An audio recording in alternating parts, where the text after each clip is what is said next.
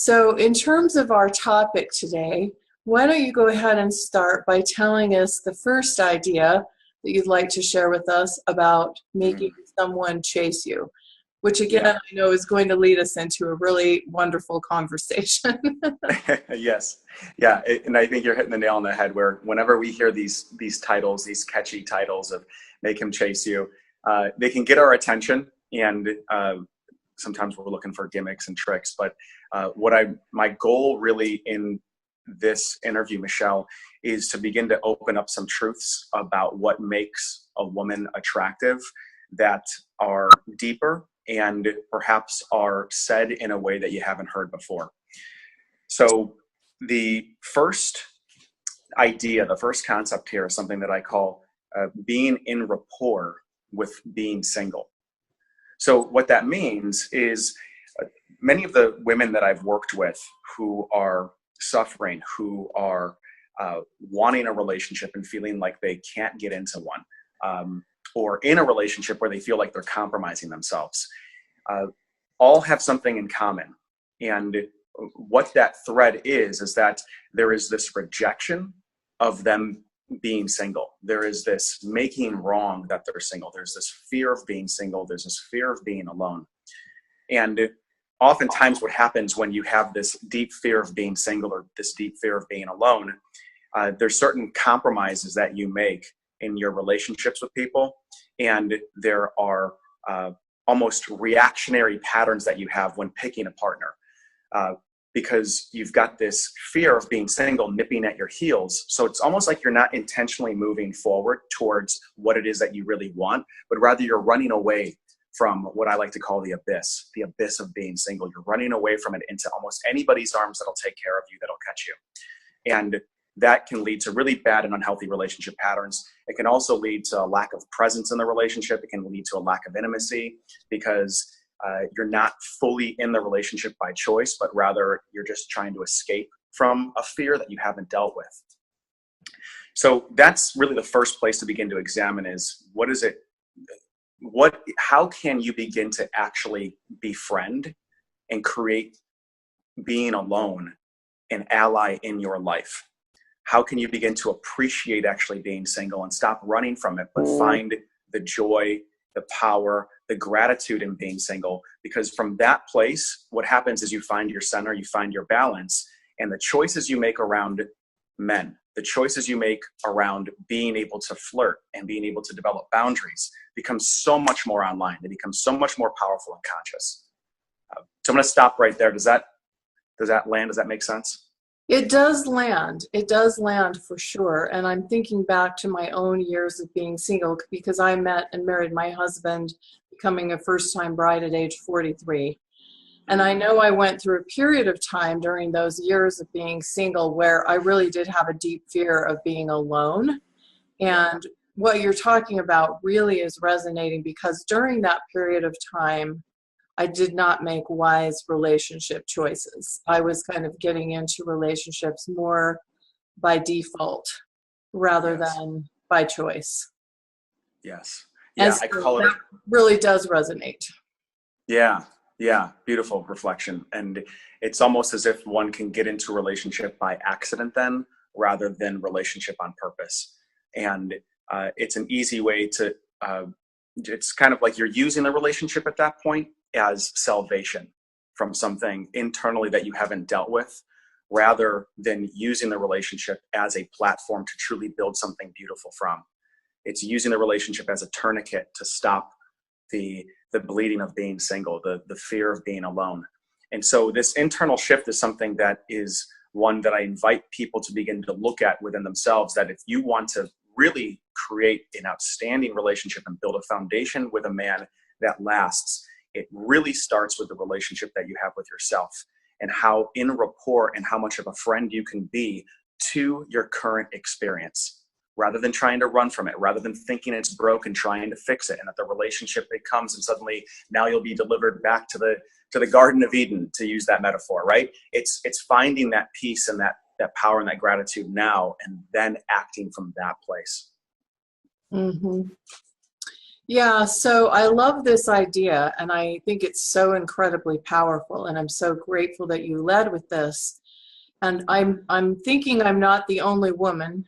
Obviously, you're talking about this. You've seen this as a theme, and I'm Yeah. thinking I'm not the only woman who's fallen into that pattern at some point in their life, and there may be some people going through that now.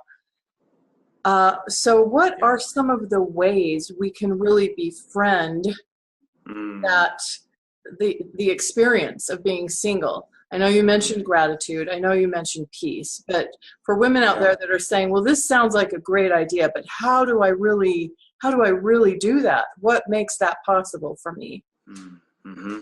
Yeah. Great question. So I'll give you one access point here, and then there may be some more that surface.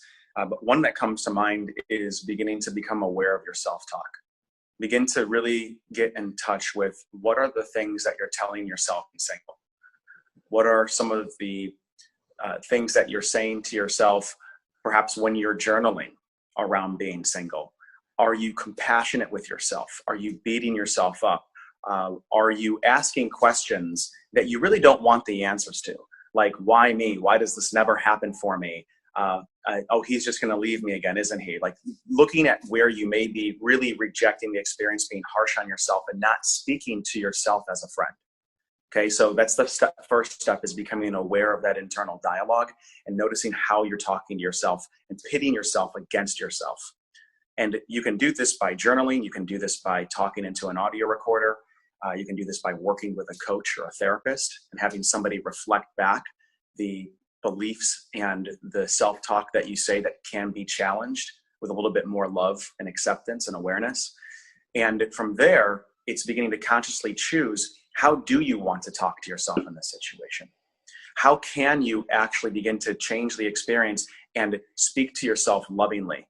Speak to yourself almost as if you were speaking to a daughter or a niece or a son who may have this fear. How would you comfort them? How would you provide them security? And actually speaking to that part, that younger part of yourself that may be activated there in that way. Practicing giving yourself the reassurance, regulating your own emotional experience with language that is supportive and accepting and compassionate. And what this does is it begins to also set in place a model to where when speaking to yourself compassionately becomes familiar and it becomes a model in which you communicate with yourself, you are that much more likely to be able to identify quality men and people that will also speak to you that way in your life. Mm. Yeah, I think this is incredibly important and powerful too. And it's so interesting when we do start paying close attention to our own self-talk, how often we would find ourselves speaking to ourselves in a way that we would never in a million years speak to anyone else. In other words, it can be really a form of self-abuse if we're not watching that carefully. Yeah, yeah, yeah. Beautiful. It's you put it very eloquently, and that's unfortunately that is what it can be, is self-abuse. Something else that comes to mind while you were talking here was this element of just even beginning to look at the experience of being single and just simply starting to ask the questions, what good thing comes? What is the benefit of being single? What is the opportunity that I have now that I can take advantage of while being single that I perhaps won't be able to when suddenly I have to run my decisions through someone else's nervous system? Right? Because that's the reality of a relationship, is suddenly you've got another person's nervous system that is intertwining with yours. And your freedom is definitely adjusted.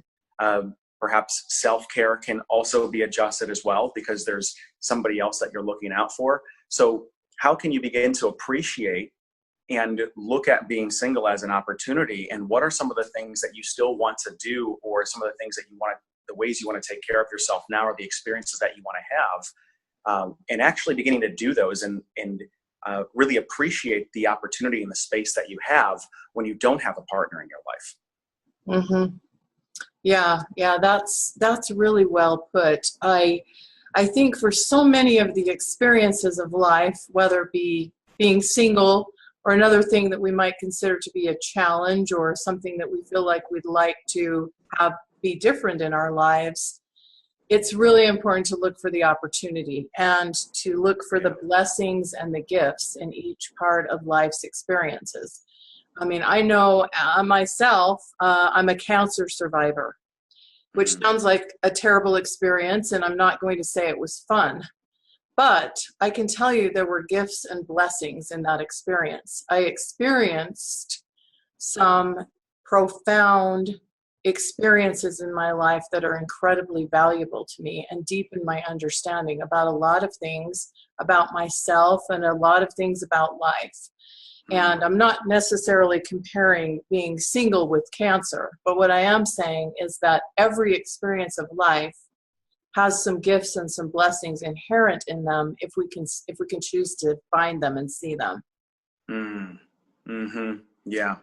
Yeah. Beautiful. I think I heard a quote, and I don't know who said this, but it's one that is always there in the background that sums up what you're saying in some ways, is this, that the experiences that often seem painful and the ones and that perhaps seem unnecessary are often what create the container for the joy, the happiness, and the gratitude to occur within. And when we're trying to reject the painful experiences and seeing them as unnecessary, or we're turning away from them, we're actually compromising the container in which those good things can actually come into our lives. So when we can turn towards the cancer, turn towards the loss, turn towards the suffering, and actually say yes to the experience in the sense of, I'm going to experience this, I'm going to feel it, and not necessarily make it wrong. I believe that we really build up a bandwidth to experience some of the highest highs in life at that point. Yeah.